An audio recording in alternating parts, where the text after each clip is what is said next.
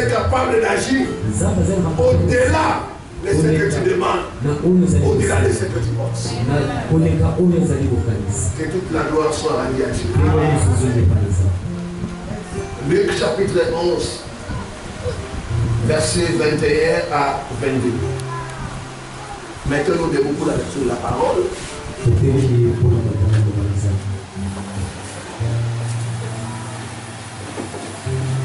Allez-y. Luc chapitre 11, verset 21 à 22, j'ai dit au nom de Jésus-Christ. Lorsqu'un homme fort et bien armé garde sa maison, ce qu'il possède est en sûreté. Mais si un plus fort que lui survient et le dompte, il lui enlève toutes les armes dans lesquelles il s'est confié et il distribue ses dépouilles.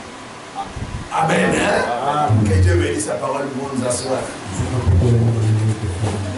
Nous bénissons le Seigneur qui a été avec nous pendant 4 jours de jeûne de prière. Aujourd'hui dimanche, je vais parler un peu et puis nous allons prendre le temps de prier ensemble.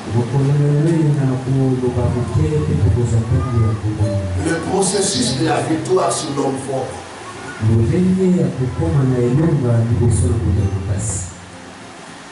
Bien aimé, ce matin, nous allons récupérer ce qui est à nous. Nous allons prendre le butin de l'homme fort. Nous allons récupérer ce qui nous appartient au nom de Jésus.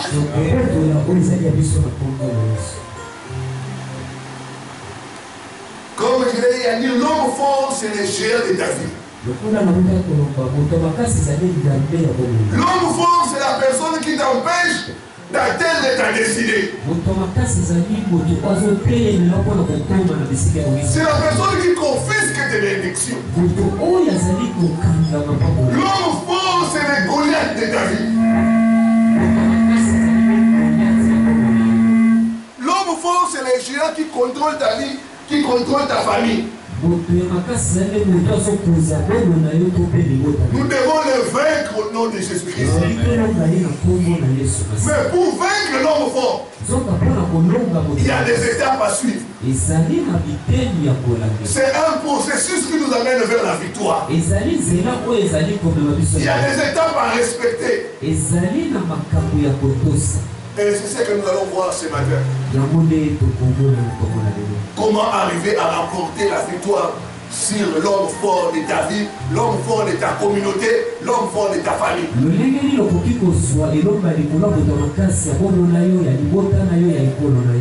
La victoire n'est pas automatique, frères et sœurs. Bien que Jésus a dit tout est accompli. Mais nous devons nous approprier cette victoire-là. Beaucoup sont en Christ mais vivent dans la défaite. Parce qu'ils n'ont pas appris, ils n'ont pas compris comment s'accomplir la victoire de Jésus. Il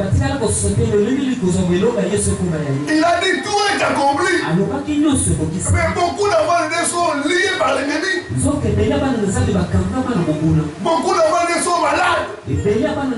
Beaucoup d'enfants sont oppressés par les démons. Bien qu'il y ait la victoire.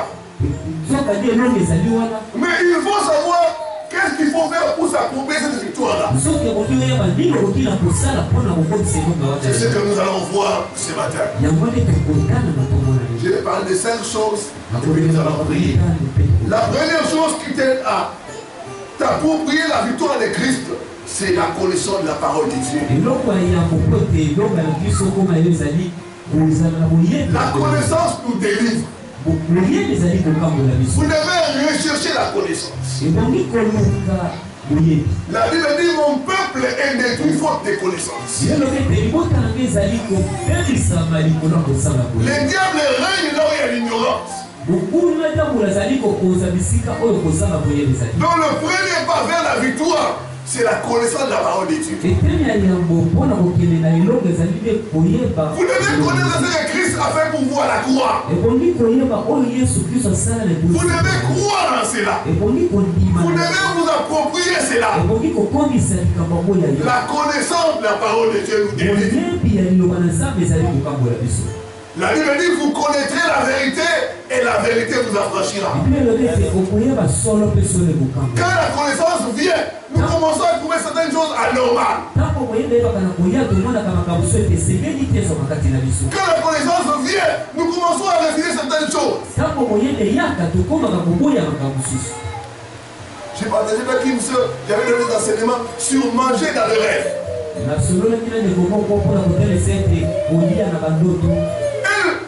avant, elle trouvait ça normal. Mais quand elle a suivi les renseignements, elle a commencé à comprendre que ce n'est pas normal.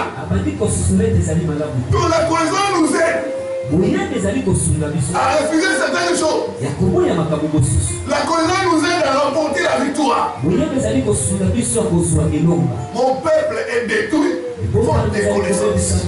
Vous devez rechercher la connaissance. Vous devez être enseignant.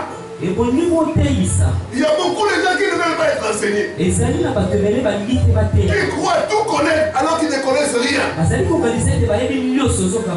devez laisser la parole de Dieu entrer en vous. Vous éclairez. Chassez les ténèbres en vous.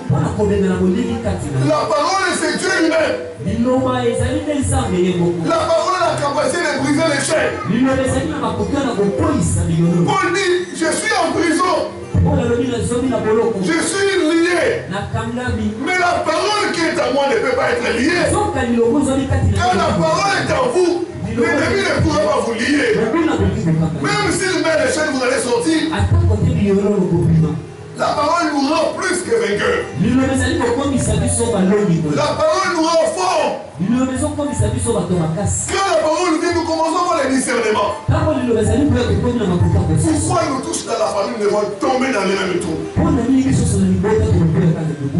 J'étais en train de faire la mission. Il y a un jeune garçon qui m'a soutenu. Pourquoi vous tous dans la famille, vous devez tomber dans un même trou? Cette phrase-là était quelque chose qui a déclenché sa délivrance. Et il a commencé à voir dans la famille, tous étaient en train de tomber dans les mêmes trous. Dès qu'il a entendu la parole, il a compris, il a dit non. Moi, je refuse de tomber dans ces trous-là. Je refuse de tomber dans ces trous-là. C'est quoi qu'il a délivré? C'est la connaissance de la parole de Dieu. La connaissance, bien aimé, est importante. Vous devez rechercher la connaissance. Vous devez aimer les enseignements. Beaucoup de gens n'aiment pas les enseignements. Ils aiment seulement passer un prix pour moi, passer un délivre moi. Mais ils n'aiment pas suivre les enseignements. Passer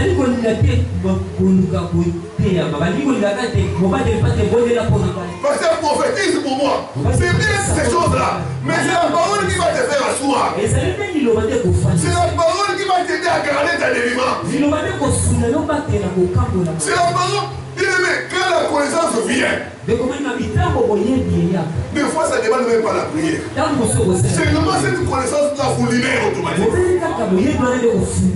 Vous êtes automatiquement libéré. Vous comprenez, vous mettez fin à certaines choses. La Bible dit les ténèbres ne régneront pas toujours. Je vois la connaissance de la parole de Dieu vous éclairer au nom de Jésus. La connaissance de la parole de Dieu va vous éclairer au nom de Jésus. Quand vient la lumière, les ténèbres se dissipent. La Bible dit qu'il y a de l'avantage. La lumière a l'avantage sur les ténèbres.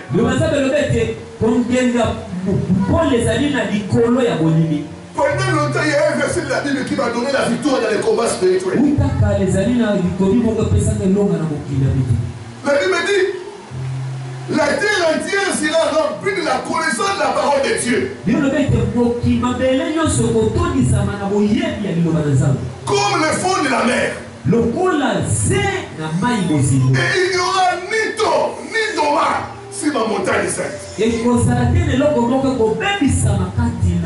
Si vous êtes rempli de la connaissance de la parole de Dieu, Si vous êtes rempli de la connaissance de la parole de Dieu, les diables ne pourront plus vous oppresser. Il n'y aura ni tort ni normal dans votre vie. Vous devez méditer la parole de Dieu. Ce livre ne doit pas quitter votre bouche. C'est les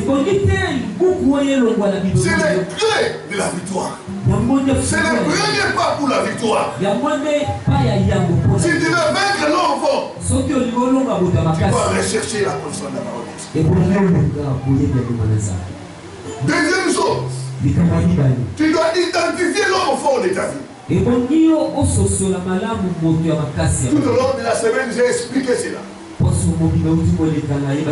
Comment identifier l'homme fort? Si tu veux vaincre l'homme fort de ta vie, tu dois l'identifier.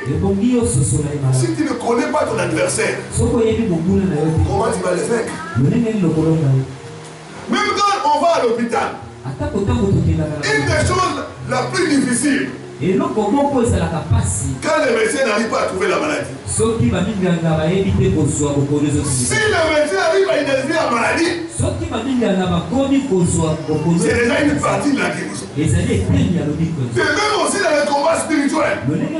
Si tu veux vaincre l'homme fort de ta vie, de ta famille, de ta nation, tu dois l'identifier.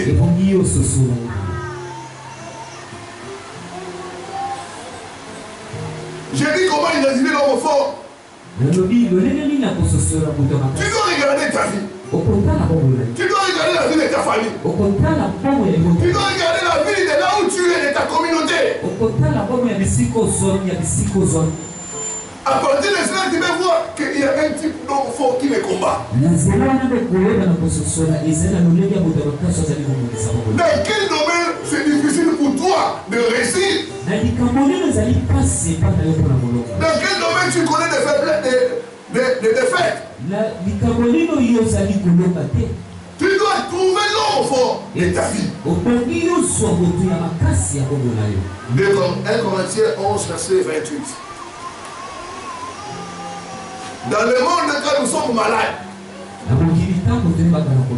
on nous dit, va chez le médecin, que le médecin t'examine. Mais dans le royaume, quand vous êtes malade, la Bible dit ceci. 1 Corinthiens 11, verset. Que chacun donc s'éprouve soi-même. Chacun donc s'examine soi-même. Donc, dans le royaume, quand tu es malade, tu dois t'examiner. Tu dois examiner ta vie. Quel est l'homme fort qui te combat? Est-ce l'homme fort de la pauvreté? Est-ce l'homme fort de la sorcellerie? Est-ce l'homme fort de la maladie? Tu dois arriver à identifier l'homme fort de ta vie. Une autre voie, c'est par la révélation. Tu dois prier Dieu. Révèle-moi, Seigneur. Quel est l'homme fort de ma vie? Quel est l'homme fort de ma nation? J'ai passé le cas, j'ai prié pour notre pays. Quand Dieu a commencé à me dire, votre pays, vous êtes, il y a l'esprit de ceux qui contrôlent ce pays. Regarde, j'ai commencé à regarder, et j'ai compris qu'il y a un géant des eaux qui contrôle ce pays. L'hôtel des eaux, si vous voulez la délivrance de la RDC, vous devez renverser ces géants-là. C'est pas la révélation que Dieu m'a montré. Il m'a dit commence à regarder. Je vous ai montré ici. Regardez les danses des gens. Comment les gens dansent. Vous verrez toujours les loquets. Ça c'est le poisson. C'est le poisson. Regardez comment le poisson bouge quand il est dans l'eau. C'est des loquets. Et vous verrez même les musiciens qui ont fait beaucoup de succès. Souvent ils vont dans les fleuves faire des invocations.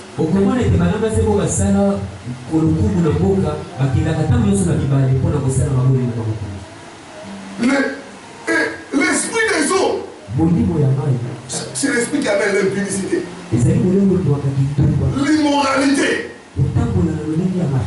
C'est ce que nous voyons. C'est l'esprit qui amène l'ivrognerie. Une des sociétés qui marchent bien dans ce pays, c'est les sociétés brassicoles. C'est les sociétés qui marchent bien. Primis, Bralima et Bracongo. C'est les sociétés qui marchent bien. Pourquoi? Parce qu'il y a un esprit qui contrôle cela.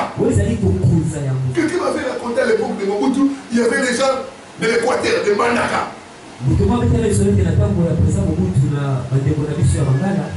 Ils sont allés voir le président. Mobutu leur a demandé, qu'est-ce que vous voulez que je puisse faire pour vous? Que je puisse construire pour vous des usines. Ils ont dit, Balima.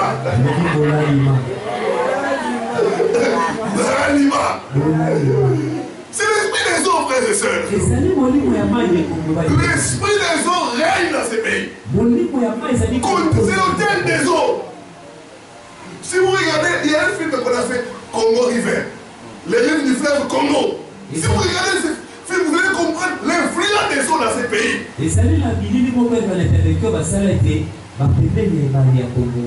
Et même le nom de ce pays, Zadi, Congo, c'est le nom du fleuve. Donc, c'est les forces qui contrôlent les nations. Vous devez demander à Dieu, Seigneur, révèle-moi. Quelles sont les forces qui contrôlent ma famille? Il y a des familles où il y a la chefferie. C'est ce qui contrôle la famille. J'ai amené une de mes filles dans la délivrance. Pendant plusieurs années, il n'y avait pas de résultat.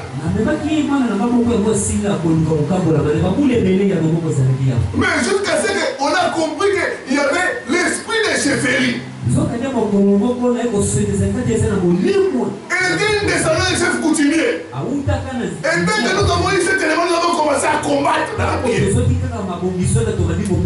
Il y a eu la victoire. Mon Dieu te donnera la victoire au nom de Jésus. Mon Dieu te donnera la victoire au nom de Jésus.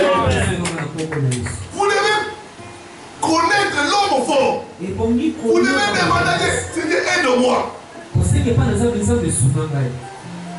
Des fois, Dieu peut révéler à son serviteur. Et si Dieu nous fait la grâce, des fois, de connaître les choses cachées. Pendant le séminaire, j'ai donné une prophétie de révélation à une maman qui était venue ici. Dieu m'a montré le cimetière. Et il y avait une photo d'une dame.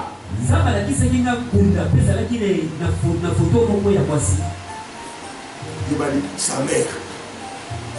Là où on a enterré sa mère, c'est là où on a enterré son étoile. Il y en a qui sont combattus par les esprits de mort. Il y en a des esprits de mari et de femme de nuit. Il y en a par des géants de la sorcellerie. Il y en a des esprits de serpents. D'autres des esprits de chiens. Si vous avez l'esprit des chiens, il faut beaucoup prier. C'est l'immoralité, c'est qu'on dit à l'État qui nous met à salité. C'est les chiens, frères et sœurs. Vous devez chercher la délivrance. Après avoir identifié l'homme fort, troisième étape, vous devez prier Dieu. Vous devez détruire les terrains légaux. Les terrains légaux. Vous devez détruire les droits qu'a cet homme fort sur vous.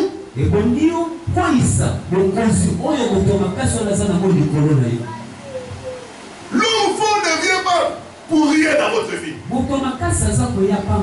Il y a quelque chose, il y a des choses où on a fait qui l'ont invité l'homme fort. C'est ce que j'appelle les terrains légaux. Il y a des choses que nous-mêmes qui amène l'homme fort à nous revendiquer, à nous réclamer. Il y a des choses aussi où nos familles ont fait, qui donnent le droit à l'homme fort sur nous.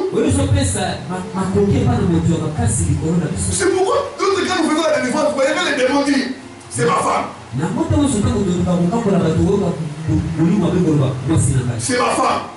C'est vrai, parce qu'il y a eu des alliances dans la famille. On vous a marié à cet esprit-là. Le diable devient revendiquer ce qu'on lui a donné. Donc dès que vous voulez la délivrance, vous devez détruire les terrains légaux. Vous devez briser les alliances.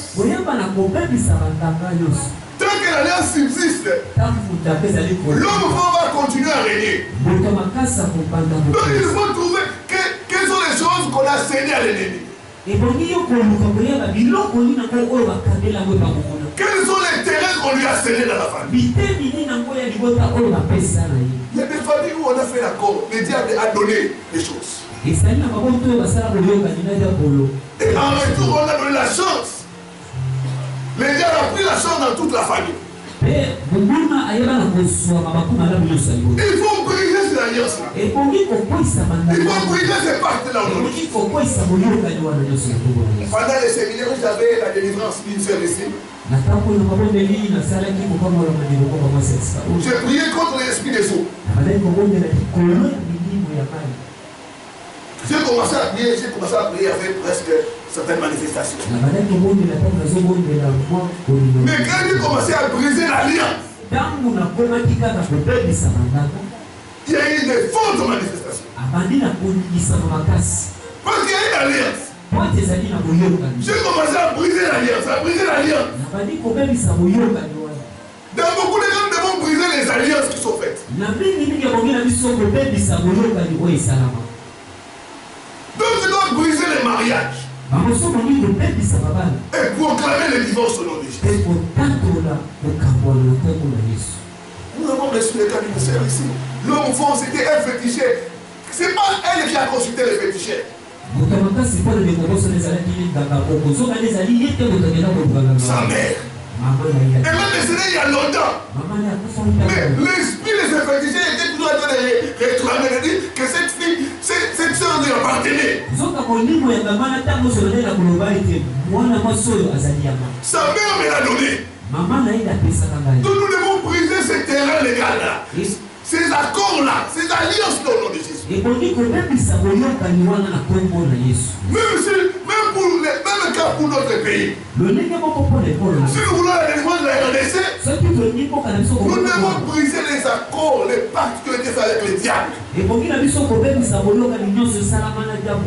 Surtout du temps de la Deuxième République. On a vendu cette nation au diable. On a vendu les richesses de cette nation au diable. C'est pourquoi les Congolais ne profitent pas de leurs richesses. Ce sont les étrangers depuis longtemps. Il y a une alliance. Nous devons briser sur notre Jésus. Tant que l'alliance n'est pas brisée, les effets vont continuer. Vont continuer de génération en génération. Ces gens-là ont agi parce qu'ils représentaient, ils te représentaient, ils me représentaient. Quand un parent va voir les féticheurs, il voit les féticheurs au nom de sa famille, au nom de ses enfants. Tout ce qu'il fait implique aussi les enfants. Dans certains cas, vous devez demander la miséricorde de Dieu. Vous devez vous repentir des péchés des parents pour détruire les droits légaux. Donc, nous devons faire des restitutions. Ici, des fois, j'ai reçu des cas de fétiches qui sont venus me rendre des fétiches. Nous avons brillé cela au nom de Jésus. D'autres, on a des médailles, des chaînettes. Vous devez rendre cela si vous voulez être libéré. D'autres, les chemises magiques.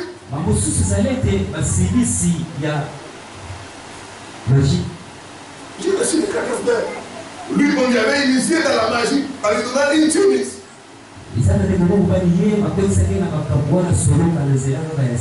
Par son grand frère. Et chaque fois il porte cette chemise-là, s'il va quelque part, il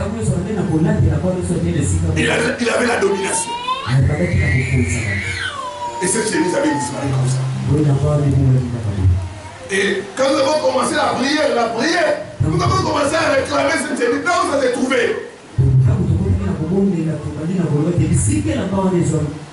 Et nous avons commencé à envoyer le feu au nom de Jésus.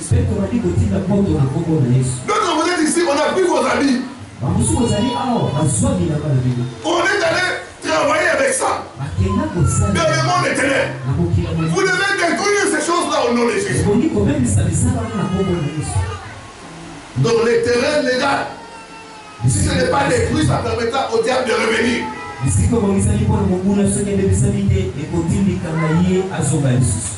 C'est pourquoi dans certains cas, vous verrez que les démons reviennent toujours. Parce que la base légale n'est pas détruite. Vous devez aller faire des recherches, prier Dieu.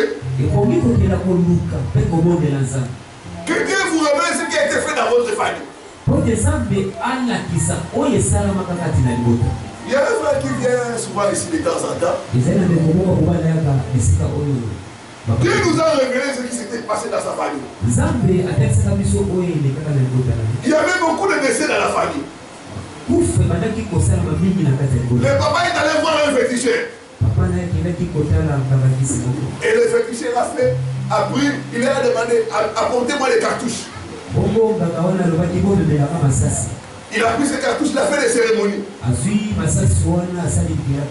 Après les cérémonies, il a coupé les incisions, il a fait des incisions pour eux. Et il a fait des cérémonies. Il a dit, à cause de ces cérémonies, vous n'aurez plus à mourir dans la famille. Il n'y aura plus la mort dans la famille. Il est depuis ces cérémonies-là. La mort a été éloignée de la famille. Il n'y a plus de mort dans la famille. Mais en retour, le diable a tout pillé. Dans la famille, il n'y avait plus de bonnes choses. Les gens ne mouraient pas, mais vivaient inutilement. Dieu a révélé cela. Et quand nous avons commencé à prier pour sa délivrance, nous avons commencé à détruire les cérémonies qui ont été faites. Nous avons chassé l'esprit de ces féticheurs-là. Et c'était la délivrance de la famille. Dieu va vous délivrer au nom de Jésus. Dieu va vous délivrer au nom de Jésus. Quatrième chose, enfin, avant de terminer, combattre dans la prière en déclarant le jugement de Dieu sur l'homme fort. Le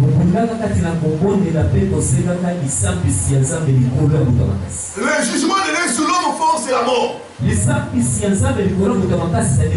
Pas seulement la mort physique, mais la destruction totale de l'ennemi. Dans certains cas, Dieu peut détruire, tuer l'ennemi. Mais dans d'autres cas, il peut détruire sa capacité de nuisance. Vous devez déclarer le jugement de Dieu. Hérode devait mourir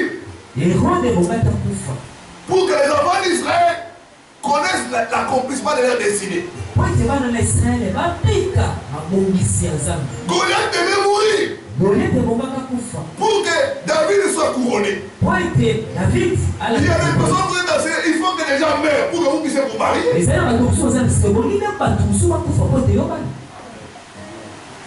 Tant que ces personnes sont en vie, votre mariage sera hypothéqué.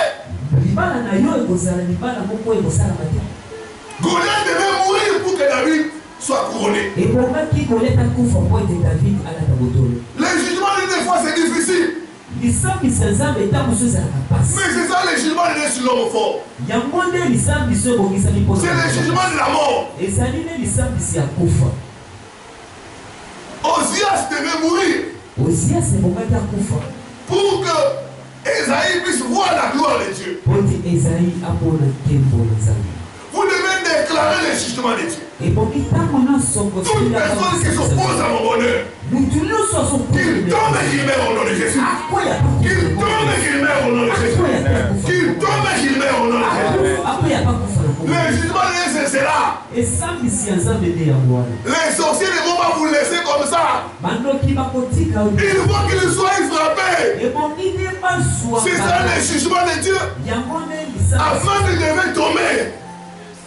Aman devait tomber pour que Mardoché soit élevé. Il y a des gens que Dieu doit élever des fois de votre compagnie pour que vous ayez la promotion. Déclarez les jugements des silons forts. Qu'ils soient punis au nom de Jésus. Que les enfants soient vagabonds au nom de Jésus. Que ces routes deviennent ténèbres au nom de Jésus. Que Dieu les frappe au nom de Jésus. Vous devez déclarer les jugements de Dieu. Déclarer les jugements de Dieu. Pharaon devait mourir pour que les enfants d'Israël puissent sortir d'Égypte et entrer dans la terre promise. Je prophétise que Pharaon est arrivé à tomber et mourir au nom de Jésus. Il va tomber et mourir au nom de Jésus. Quand nous avons commencé ici, il y avait une soeur qui venait chaque fois. C'était l'esprit de sa belle-mère. Qui disait, moi sa belle-mère, tant que je suis vivante, elle n'aura pas d'enfant. C'est moi qui est en train de faire ces choses-là. Nous avons déclaré le jugement de Dieu. Et cette belle-mère sorcière a été frappée au nom de Jésus. Après quelques temps, elle est tombée malade. Et elle commençait à perdre de la connaissance. Un jour, elle a appelé notre soeur. Elle commence à dire, prends tes enfants, prends tes enfants, prends tes enfants, prends tes enfants, prends tes enfants. Et quelques temps après, elle est morte. C'était difficile à la chair. Mais c'était le jugement de Dieu. Dieu va juger tes ennemis au nom de Jésus. Dieu va juger tes ennemis au nom de Jésus. C'est pourquoi David dit Dieu de vengeance. Manifeste-toi. Manifeste-toi. Dieu de vengeance. Manifeste-toi. Frappe mes ennemis. Dieu va frapper tes ennemis au nom de Jésus. Il va frapper tes ennemis au nom de Jésus. J'étais en train de méditer Ézéchiel, chapitre 11, verset 1 à 2. Je vais vous montrer ce qui est arrivé là-bas. Est-ce que quelqu'un est en train d'être béni? Amen. Est-ce que quelqu'un est en train d'être béni? Amen. Donne-moi un bon amen. Amen. Ézéchiel chapitre 11, premier au deuxième verset, c'est écrit: L'Esprit m'enleva et me transporta à la porte orientale de la maison de l'Éternel, à celle qui regarde l'Orient. Et voici, à l'entrée de la porte, il y avait 25 hommes. Il y avait 25 hommes. L'Esprit m'a révélé à Ézéchiel. 25 hommes dans la porte de la maison de l'Éternel. 25 hommes en train de bloquer l'accomplissement du plan de Dieu. En train de déclarer des malédictions sur les enfants de Dieu. 25 hommes en train de troubler toute une nation.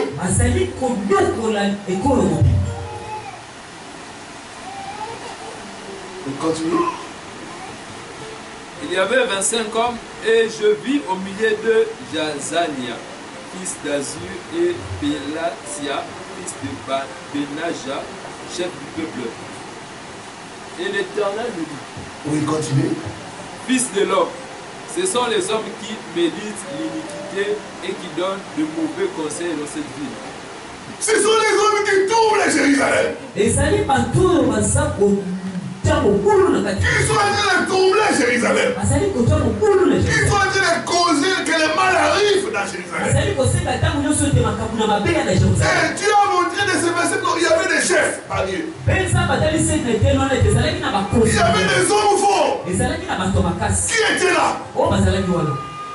Et ça ne s'arrête pas là. Dieu va dire à son prophète, il va déclarer le jugement de Dieu. Verset 13. Comme je prophétisais, Pélatia, fils de Benaja, mourut. Comme je prophétisais, comme je déclarais le jugement de Dieu. Pélatia, un des chefs, mourut. Comme je prophétisais, comme je déclarais le jugement de Dieu. Cette année, les sorciers vont mourir dans ta famille. Ils vont mourir dans ta famille. Ils vont mourir dans ta famille. Ceux qui ont fait que ta vie soit par terre. Ceux qui chassent les bonnes choses loin de toi. Ceux qui sont en train de te mourir. De souhaiter ta mort. Dieu va les juger au nom de Jésus. Dieu va les juger au nom de Jésus. Avant la fin de cette année, ils seront jugés. Ils seront jugés. Ils seront jugés. Il est comme je prophétisais. Pélatia, un des chefs, tomba et mourit. Ses ennemis vont tomber et mourir au nom de Jésus. Ils vont tomber au nom de Jésus. David dit, quand je crie, mes ennemis reculent et tombent. Déclarer le jugement de Dieu. Qu'il le meurt au nom de Jésus. Qu'il le meurt au nom de Jésus. Toute personne qui est en train de troubler ce que Dieu a élu, qu'il le meurt.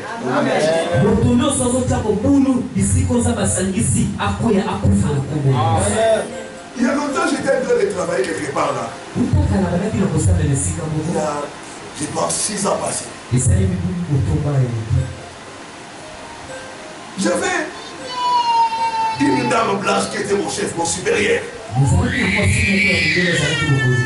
Cette femme a commencé à me chercher des problèmes. J'ai fait comme ça. Non, ce n'est pas comme ça. Non, tu voles l'argent. Je veux faire des achats. Non, tu voles l'argent. Ce n'est pas à ce prix-là. Elle a commencé à me mettre mal à l'aise. Quand je suis arrivé, j'ai appris des mauvaises choses qu'elle avait fait aux agents qui étaient là. Elle avait occasionné le départ de plusieurs.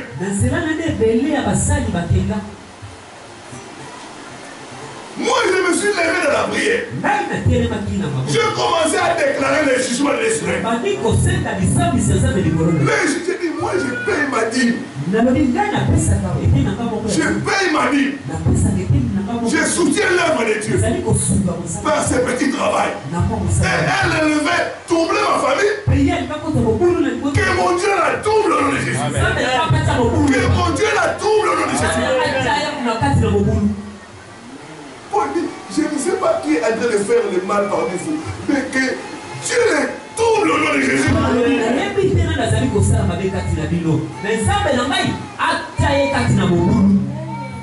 Paul est en train de dire, Alexandre le forgeron m'a fait beaucoup du mal.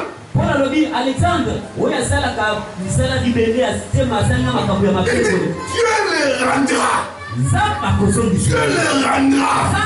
Dieu les rendra. Dieu les rendra. Oh, Dieu va récompenser tes ennemis.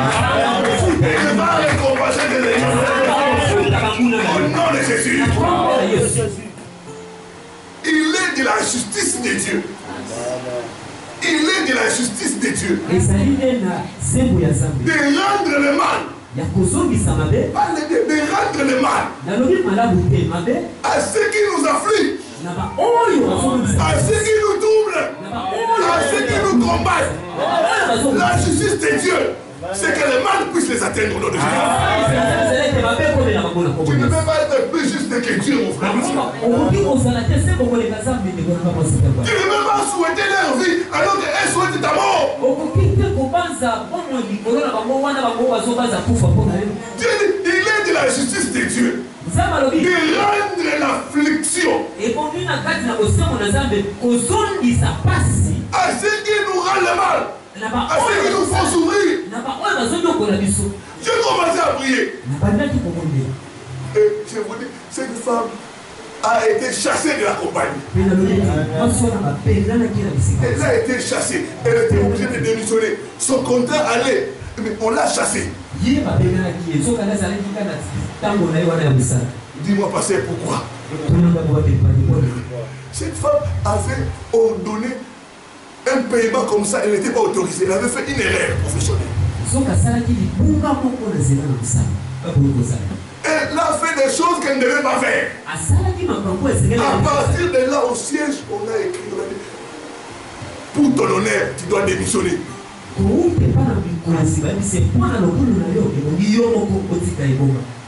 C'est ainsi qu'elle est partie. Elle m'a laissé là-bas. Dieu va chasser des ennemis. Dieu va chasser des ennemis. Dieu va chasser des ennemis. Déclarer le jugement de Dieu. S'il ne libère pas mon mariage, il tombe au nom de Dieu. Toute personne qui retient mon élévation, que le Père de Dieu le frappe au nom de Dieu. Que le Père de Dieu le frappe au nom de Dieu.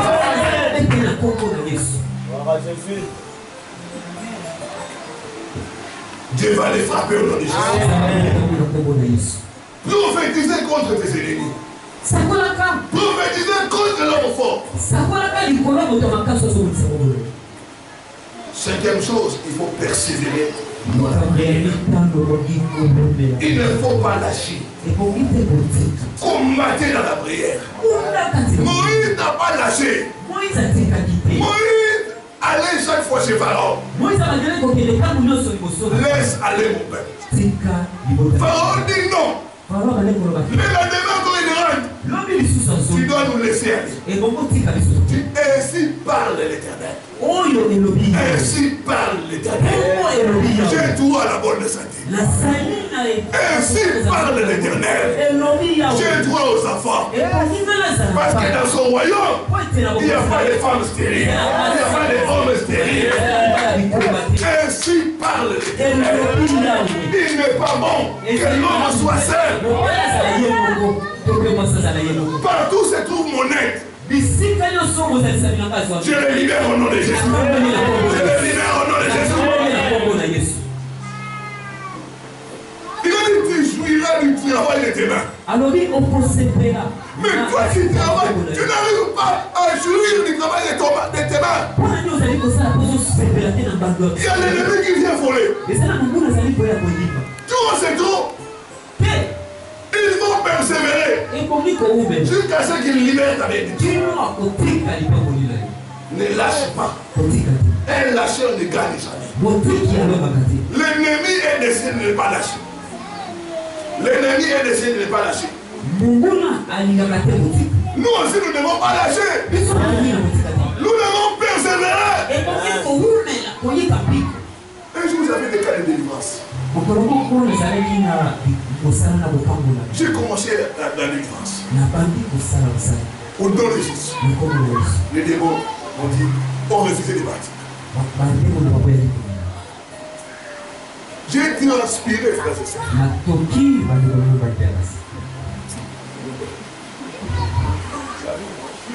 J'ai transpiré. Nous n'allons pas partir.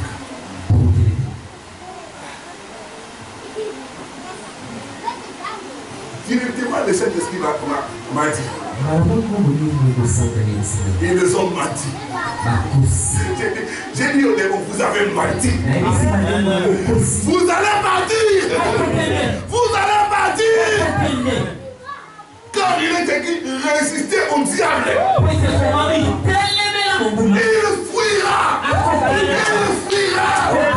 Il fuira.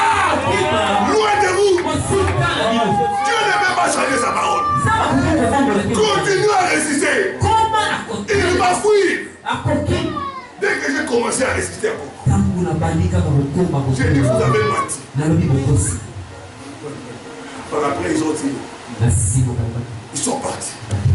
Dieu m'a dit, il y a des victoires que tu peux avoir dans ta vie si tu persévères. Cet enfant-là, tu as menti. Tu as menti. Tu as menti. Moi, Paul Richard Bandi, je dois aller de l'avant. Je dois réussir. Je dois prospérer au nom de Jésus. Je dois la bonne santé, ça va partir. Tu as menti, tu dois lâcher ce corps. Il faut persévérer. Des fois, la victoire vient en persévérant. L'homme fort ne lâche pas. Toi, tu dois persévérer. Parce que tu sais que tu as la victoire. Il dit résister au diable. Nous connaissons ici, il va fuir. Même pas aujourd'hui, demain, il va fuir. Il va lâcher. Beaucoup ne persévèrent pas. Et il faut prier jusqu'au changement. Et il faut prier jusqu'à la délivrance. La preuve que la délivrance, c'est le témoignage.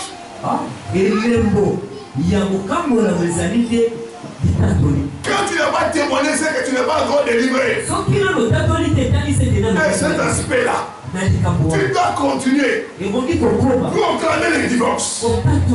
Briser les alliances. Jusqu'à ce qu'il y ait les changements. Jusqu'à ce qu'il y ait les témoignages.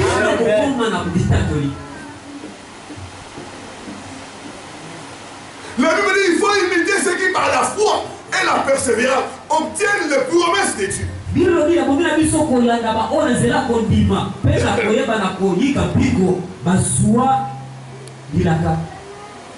Combattez le combat de la foi. Et quand l'ennemi, les choses vont changer. Tu as menti, ça va changer. Tu as menti, tu vas partir. Tu vas partir. Tu vas partir au nom de Jésus. Il faut un couple dans les suivis. J'étais en train de prêcher sur les traitements. Une révélation que Dieu m'a dit. Les gens qui viennent doivent suivre les traitements.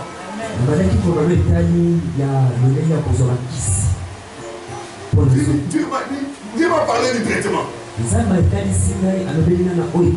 Ça fait près de 6 mois. Le mari a dit à sa femme, parce que c'était la femme qui le suivait sur moi. Mais Jésus ne prenait pas 6 mois.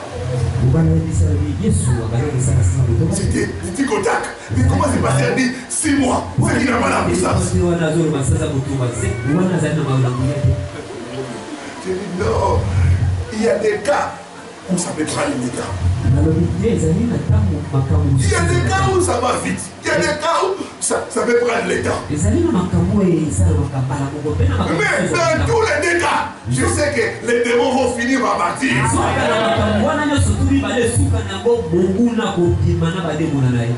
Des fois, dans certains combats, il faut persévérer. Surtout les combats des racines. Les combats des racines. Parce que dans les combats des racines, les gens qui vous combattent sont les gens de votre famille. Les gens qui vous connaissent bien. C'est des combats qui prennent beaucoup de temps. Mais nous savons que nous sommes plus que la guerre.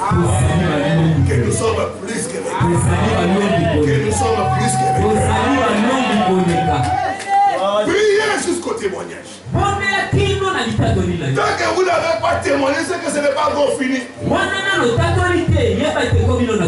délivrance, ce n'est pas le fait de tomber. Il y a des gens ici qui tombent. Mais ce n'est pas le fait de tomber. La délivrance, c'est le changement. C'est le témoignage. Tant qu'il n'y a pas le témoignage, c'est que tu n'es pas encore délivré. Il faut chercher la délivrance jusqu'au témoignage. Tu vas témoigner au nom de Jésus. Je prophétise que tu vas témoigner au nom de Jésus. Je vois l'homme fort tomber dans ta vie au nom de Jésus. L'homme fort tomber dans ta famille au nom de Jésus. L'homme fort est en train de tomber. Que Dieu bénisse sa parole.